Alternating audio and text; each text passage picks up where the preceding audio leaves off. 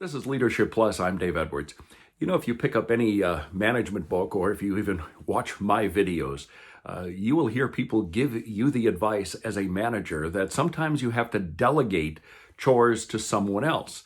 It makes you more efficient as a leader. But what happens if you work for a small organization where there's just no one there to delegate to? Don't worry.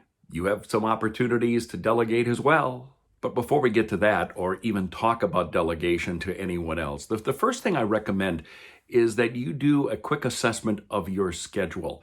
How many meetings are you called into that you really don't need to be a part of?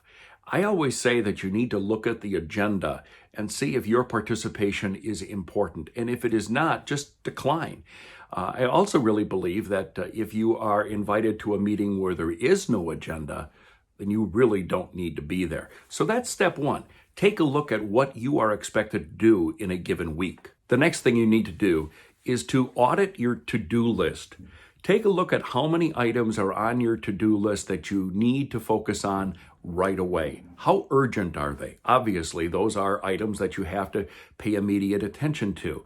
But how many items on your list are really not that urgent, not that important, and you can put them on a second list?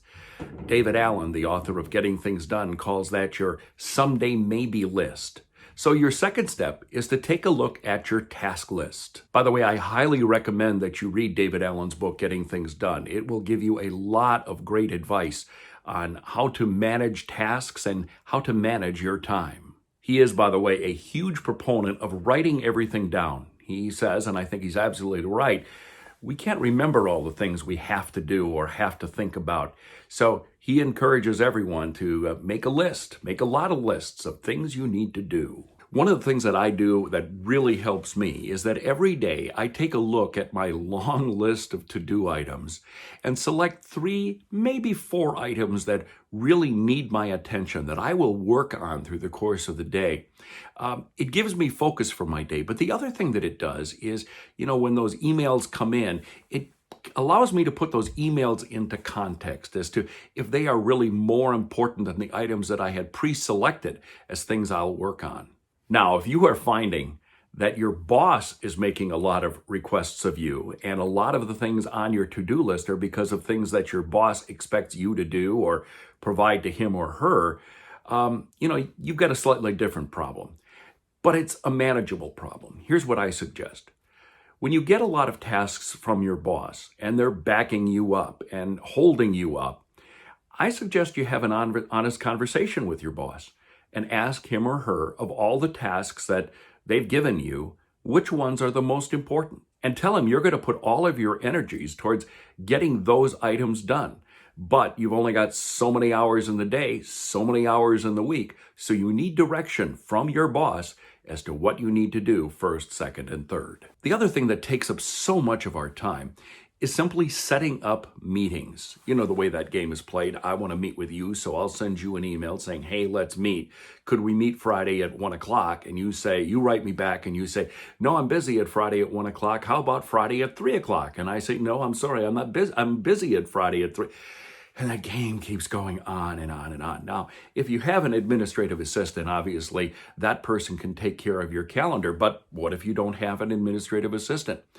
I recommend that you take a look at one of the online apps that is available for you, where, for example, I use Calendly. This is not an endorsement. They're not paying me to endorse them, but I use them. And it's a great source because I get to go into their website, designate the times that I'm available, so like 8 in the morning until 5 or 6 at night, and then link it to my calendar.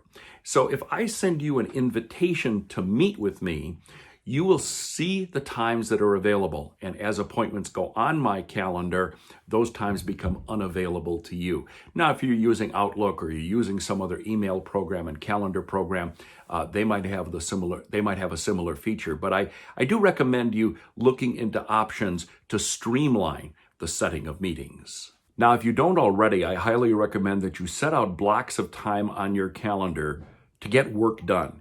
If you don't, your time can quickly be absorbed in meetings or telephone conversations.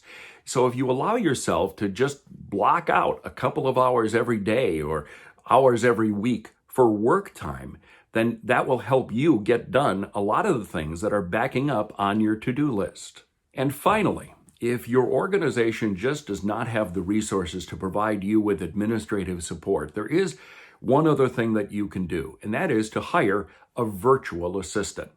Virtual assistants are either paid hourly or by project to help you with the tasks that you want to delegate to them. So, for example, you could delegate to a virtual assistant all of your travel accommodations, all of your meeting work. You could also assign them other projects. I mean, if you are having to research a subject, that person can research it for you. Whatever, they have so many talents. Now, you can hire someone on your own. There's a lot of people out there who would love to do that kind of work for you on a project or hourly basis. But there are also companies out there that provide virtual assistants for you. So they probably aren't even going to be located in your community, and you can work with them via email or teleconference. You can use them just as you would an administrative assistant that sits outside your office door. And usually, from the people who I know have worked with them, their hourly rates really are not that outrageous. And if you think about the value of your time, it might be worth checking out how much a virtual assistant might cost you, but also save you in time.